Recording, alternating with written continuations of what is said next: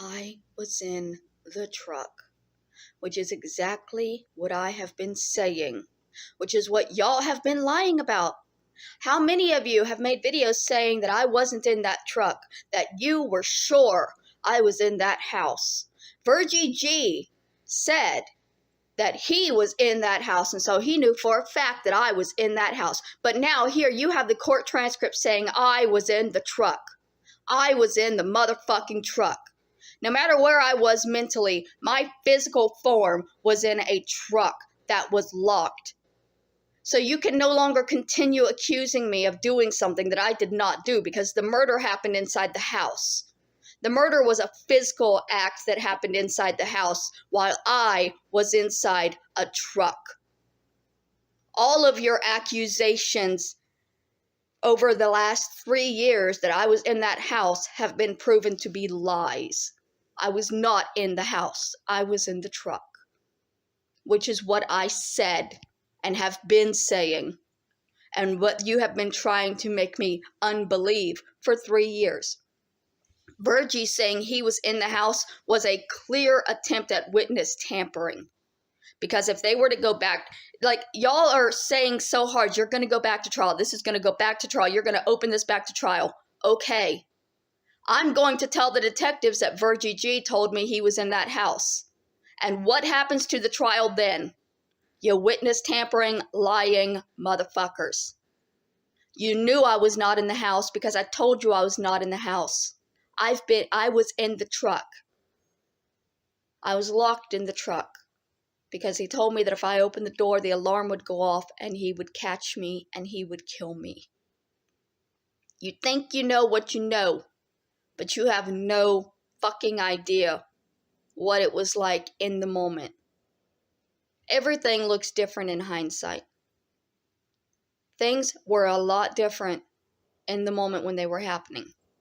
In the moment when I was asking to go back to my grandmother's and just be left at my grandmother's, and he pulled a knife on me and told me to stay in the truck, that he would take care of everything. But he wasn't going to take me back to my grandmother's. There were options. Y'all keep saying I caused this. He had so many fucking options, and one of them was to leave me at my grandmother's house where I was. But he didn't want to do that. He did not want to leave me with my grandmother. He did not want to let me go. He did not want me to have a life with anyone but him after he lied to me to get into my life.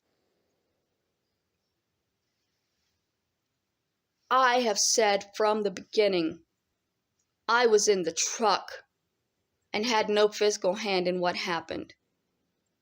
Anything that I said, I might have said out of anger, I might have said out of delusion or psychosis, but the physical act was never me at any point. And y'all have lied and manipulated your audience to believe I caused the physical action of a man who could have just broken up with me and taken me back to my grandmother's. I was already at my grandmother's house that day. We were there with her for her birthday, and I asked him to just leave me there. So please explain to me why she had to die when I was trying desperately for him to leave me someplace else so that I could not be with him anymore. The clear facts of the case are, Kenneth McBride killed Roberta Laws. He did it because he didn't want to be with her anymore. He did it because he had gotten her pregnant and he did not want to raise a child with her. He would have done it whether I was involved in his life or not.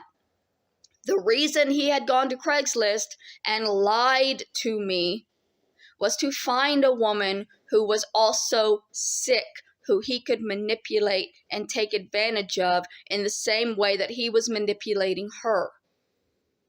He had intended to get me on the same kind of disabilities that she was on, the same government programs. I didn't make him lie to me.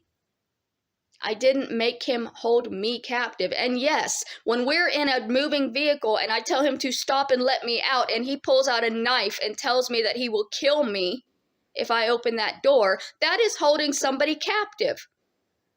Whether they said so at the trial or not, that happened. That fucking happened. And from that point, he was holding me captive because he had a knife and he told me that if I walked away from him, if I opened that door, if I left, he would kill me. I was not voluntarily with him from the moment we left my grandmother's house that day because I wanted to stay with my grandmother. And he wouldn't let me. He told me that if I didn't get in the truck and go with him, he would kill my grandmother. And then halfway home, I tried to jump out and he grabbed a knife and told me if I did that again, he would kill me. Y'all don't know what happened because you weren't there, and the police also weren't there, so not everything in the transcript is 100%. I've tried to explain that before. There's an entire separate part of the transcript that's never been seen because they took it out of the trial before it went to court. There's a whole thing on what he did to me because he confessed to pulling the knife on me. He confessed to threatening to kill me. He confessed to trying to kill me, to strangling me, to beating me. He confessed to all of that.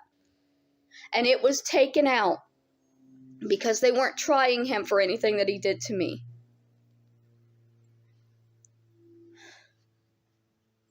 At least y'all can't continue saying I physically did this and was in the house anymore. Until it goes to trial again and Virgie G has to explain why he said he was in the house, y'all cannot continue saying I was in the house. Like you've said for 3 years now.